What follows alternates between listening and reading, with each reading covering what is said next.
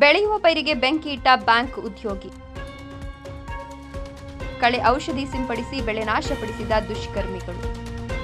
Red hand ಆಗಿ ಹಿಡಿದು ಹಿಗ್ಗಾಮುಗ್ಗಾ ತರಾಟೆಗೆ ತೆಗೆದುಕೊಂಡ ರೈತ ಭಜನೆ ನಾಯಕ.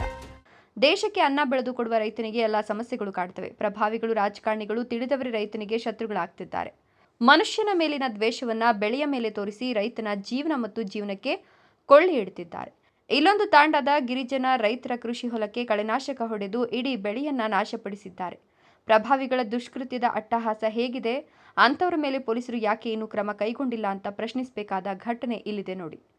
ಚಿಕ್ಕಬಳ್ಳಾಪುರ ತಾಲೂಕು ಮಂಡಿಕಲ್ ಹೋಬಳಿ ಗೊಲ್ಲಹಳ್ಳಿ ಗ್ರಾಮ ಪಂಚಾಯಿತಿಯ ಯರ್ರಮಾರೇನಹಳ್ಳಿ ಸರ್ವೆ ನಂಬರ್ 86ರಲ್ಲಿ 4 ಎಕರೆ ಪೈಕಿ 2 ಎಕರೆ ಜಮೀನಿನಲ್ಲಿ ಬಿತ್ತನೆ ಮಾಡಿದ್ದ ರಾಗಿ ಇತ್ತೀಚೆಗೆ ಬಿದ್ದ ಮಳೆಯಿಂದ ಹುಲುಸಾಗಿ ಬೆಳೆದಿತ್ತು. ಈ ಜಮೀನಿನ ಮೇಲೆ ಕೆಂಗಣ್ಣು ಬೀರಿದ ಚಿಕ್ಕಬಳ್ಳಾಪುರ ನಗರದ ವಾಪಸಂದ್ರ ವಾಸಿಗಳಾದ ಸರೋಜಮ್ಮ ಅವರ ಗಂಡ ಚಂದ್ರಶೇಖರ್, ಇವರ ಸಹೋದರ ಪ್ರಭಾಕರ್, ಈತ ಬ್ಯಾಂಕ್ ಉದ್ಯೋಗಿ. ಇನ್ನು ಇವರು ಜಮೀನು ವ್ಯಾಜ್ಯದ ಕಾರಣ ಹೇಳಿಕೊಂಡು 2 ದಿನಗಳ ಹಿಂದೆ ಇಬ್ಬರು ಕೂಲಿ ಹಾಳುಗಳಿಂದ ಕಳೆನಾಶಕ ಔಷಧಿ ಹೊಡೆಸಿ ಇಡೀ ಬೆಳೆಯನ್ನ ನಾಶಪಡಿಸಿದ್ದಾರೆ. ಒಣಗಿ ಹುಲ್ಲಿನಂತಾಗಿರುವ ರಾಗಿ ಹುಲ್ಲನ್ನೇನಾದರೂ ದನಗಳಿಗೆ ಹಾಕಿದ್ರೆ ಅವು ಸತ್ತು ಹೋಗ್ತದೆ, ಅಂತಹ ದುಷ್ಕೃತ್ಯ ಎಸಗಿದ್ದಾರೆ. ಮಾಹಿತಿ ತಿಳಿದ ಕೂಡಲೇ ಹೊಲಕ್ಕೆ ಓಡಿ ಬಂದ ಮಾಲೀಕ ಕೊಂಡೇನಹಳ್ಳಿ ತಾಂಡದ ವಾಸಿ ಮಂಜುನಾಥ್ ನಾಯಕ್ ಮತ್ತು ವೆಂಕಟಪತಿ ನಾಯಕ್ ಘಟನೆಯ ಸ್ಥಳದಲ್ಲಿದ್ದವರನ್ನ ಈ ಕುಕೃತ್ಯ ನಡೆಸಿದ್ದೀರಾ, ನೀವೇನು ಮನುಷ್ಯ, ಏನಾದರೂ ವ್ಯಾಜ್ಯ ಇದ್ರೆ ನಮ್ಮ ಮೇಲೆ ಫೈಟ್ ಮಾಡಿ ಅಂತ ಬೈತಿದ್ದಂತೆ ಅಲ್ಲಿಂದ ಕಾಲ್ಕಿತ್ತ ದೃಶ್ಯಗಳನ್ನು ಕಾಣಬಹುದು. ಚಿಕ್ಕಬಳ್ಳಾಪುರ ಜಿಲ್ಲೆ ಕೊಂಡೇನಹಳ್ಳಿ,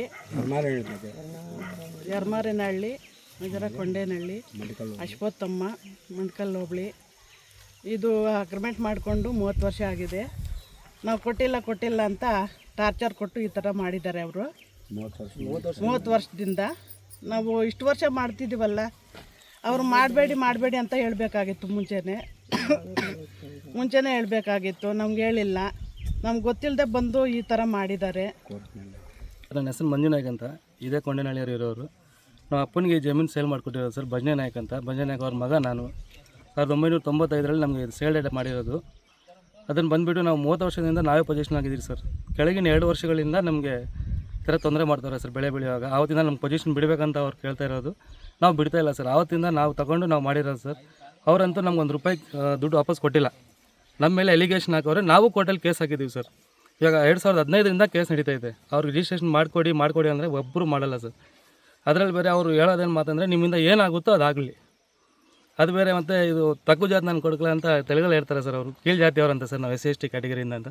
ನಾವು ST/ST ಕ್ಯಾಟಗರಿ ಅವ್ರು ದುಡ್ಡು ಕೊಟ್ಟಾಗ ಹೆಂಗೆ ತಗೊಂಡ್ರು ಸರ್ ಅವರು? ಸರ್ವೆ ನಂಬರ್ 86ರಲ್ಲಿನ 4 ಎಕರೆ ಪೈಕಿ 2 ಎಕರೆ 8 ಗುಂಟೆ ಜಾಗವನ್ನು ಭಜನೆ ನಾಯಕನವರಿಗೆ 1995ರಲ್ಲಿ ಅಗ್ರಿಮೆಂಟ್ ಮಾಡಿಕೊಟ್ಟು ಸತ್ತು ಹೋಗಿದ್ರು. ಅವರ ಮಕ್ಕಳು ಈಗ ಈ ಜಮೀನನ್ನು ನಂಬಿಕೆ ಮಾಡಿಕೊಡ್ಬೇಕು ಅಂತ ಮನವಿ ಸಲ್ಲಿಸಿ ಕೋರ್ಟ್ ಮೆಟ್ಟಿಲು ಹತ್ತಿದ್ದಾರೆ. ಎಲ್ಲಿಯವರೆಗೂ ಜಮೀನು ತಂಟೆಗೆ ಬರದೆ ಸರೋಜಮ್ಮ ಫ್ಯಾಮಿಲಿ ಈಗ ಈಶಾ ಸನ್ನಿಧಿ ಆ ಭಾಗಕ್ಕೆ ಬಂದ ಮೇಲೆ ಜಮೀನು ಬೆಲೆ ಹೆಚ್ಚಾಗ್ತಿದ್ದಂತೆ ಏಕಾಏಕಿ ಜಮೀನಿಗೆ ನುಗ್ಗಿ ಔಷಧಿ ಸಿಂಪಡಿಸಿ ಬೆಳೆಯುವ ಪೈರಿನ ಮೇಲೆ ತಮ್ಮ ಪ್ರತಾಪ ತೋರಿಸಿದ್ದಾರೆ. ಈ ಸಂಬಂಧ ಗ್ರಾಮಾಂತರ ಪೊಲೀಸ್ ಠಾಣೆಯಲ್ಲಿ ದೂರು ದಾಖಲಿಸಿ ಅಲ್ಲಿ ನಡೆದ ಘಟನೆಯ ವಿಡಿಯೋವನ್ನು ನೋಡಿ ಆಗಿರ್ತಕ್ಕಂಥ ಅನ್ಯಾಯಕ್ಕೆ ಕಾನೂನು ರೀತಿಯ ಕ್ರಮ ಜರುಗಿಸಬೇಕು ಅಂತ ಮನವಿ ಮಾಡಿದ್ರು. ಪೊಲೀಸರು ಇನ್ನು FIR ದಾಖಲಿಸಿಲ್ಲ ಅಥವಾ ಸ್ಥಳಕ್ಕೆ ಬಂದು ತನಿಖೆಯನ್ನು ಕೂಡ ಮಾಡಿಲ್ಲ. ಕಳೆನಾಶಕ ಹೊಡೆದ ದೃಶ್ಯವನ್ನ ಕಣ್ಣಾರೆ ಕಂಡ ಪ್ರತ್ಯಕ್ಷದರ್ಶಿಯೊಬ್ಬರು ಹೊಸಬ್ರು ಯಾರೋ ಔಷಧಿ ಸಿಂಪಡಿಸೋ ವಿಷಯವನ್ನ ರೈತರಿಗೆ ತಿಳಿಸಿದ ಗ್ರಾಮಸ್ಥ ಏನು ಹೇಳಿದ್ದಾರೆ ನೀವೇ ನೋಡಿ. ಸರ್, 95ನೇ ಇಸ್ವಿಯಲ್ಲೇ ನಮ್ಗೆ ಜಮೀನು ಕೊಟ್ಟರು. ಸೇಲ್ ಅಗ್ರಿಮೆಂಟ್ ಮಾಡಿಕೊಟ್ರು. ಸೇಲ್ ಅಗ್ರಿಮೆಂಟ್ ಮಾಡಿಬಿಟ್ಟು ನಾವು ಕೇಳುವಾಗ ರಿಜಿಸ್ಟ್ರ್ ಮಾಡಿಕೊಡಿ ಅಂತ ನಾವು ಅವ್ರ ಮನೆ ಹತ್ರ ಹೋಗುವಾಗ ನಾವು ಮಾಡಿಕೊಡ್ತೀವಿ ಅಂತ ಸತ್ತೋದ ಮೇಲೆ ನಾವೇನು ಮಾಡಿದ್ವಿ, ಜಮೀನು 30 ವರ್ಷದಿಂದ ನಾವೇ ಮಾಡಿಕೊಂಡು ಬಂದ್ವಿ. ವ್ಯವಸಾಯ ಮಾಡಿಕೊಂಡು ಎಲ್ಲ ಮಾಡ್ಕೊಂಡು ನಾವೇ ಬಂದ್ವಿ.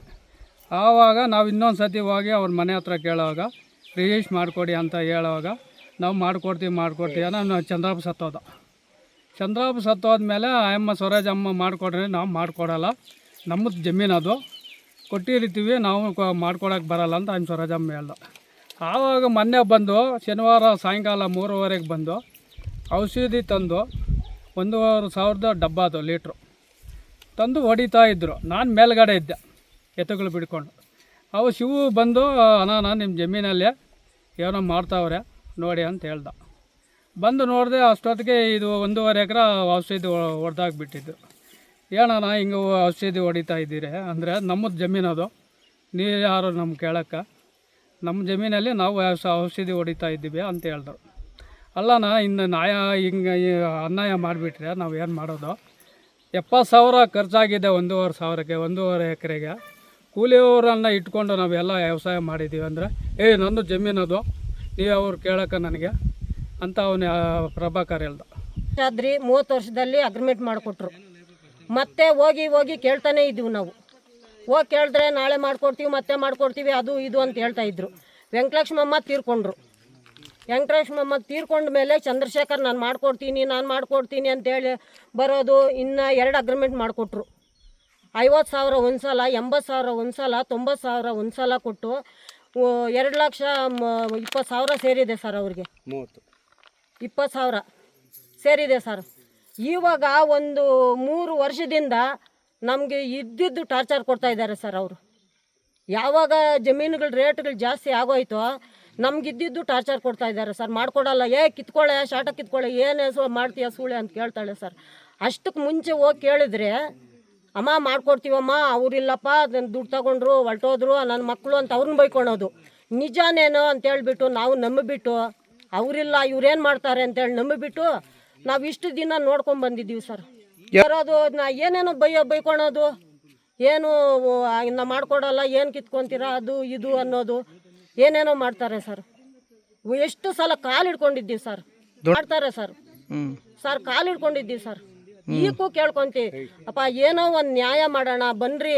ನಮ್ಮ ಕೈಯಲ್ಲಿ ಒದ್ದಾಡೋಕ್ಕಾಗಲ್ಲ. ಕೋರ್ಟಲ್ಲಿ ನಮ್ಮ ಕೈ ಕೂಲಿ ಮಾಡಿ ನಾನು ಜಮೀನು ತಗೊಂಡಿದ್ದೀನಿ ಸರ್. ನನ್ನ ಮಕ್ಕಳು ಇಷ್ಟಿಷ್ಟು ಮಕ್ಕಳು ಬಂಡೆ ಮೇಲೆ ಎತ್ಕೊಂಡೋಗಿ ನನ್ನ ಮಕ್ಕಳನ್ನ ಜಲ್ಲಿ ಒರೆಸಿ ನಾನು ಬಡ್ಡಿ ಕಟ್ಟಿದ್ದೀನಿ ಸರ್. ಆ ದುಡ್ಡು ಅದಕ್ಕೆ 1 ತಿಂಗಳಿನಿಂದ ಎಡಬಿಡದೆ ಮಳೆ ಸುರಿತಿದೆ. ಎಲ್ಲ ಕಡೆ ಹೊಲಗಳು ಹಸಿರಿನಿಂದ ಕಂಗೊಳಿಸುತ್ತಿದ್ರೆ ಈ ದುಷ್ಕರ್ಮಿಗಳು ಮಾಡಿದ ಅಮಾನವೀಯ ಕೃತ್ಯಕ್ಕೆ ಇವರ ಹೊಲ ಮಾತ್ರ ಬೆಂಕಿಗೆ ಬೆಂದು ಹೋದ ಹುಲ್ಲಿನಂತೆ ಕಾಣ್ತಿದೆ. ಹೊಲದಲ್ಲಿ ನಿಂತು ಬಿತ್ತಿದ ರೈತನ ಕುಟುಂಬ ಗೋಳಿಡ್ತಿದೆ.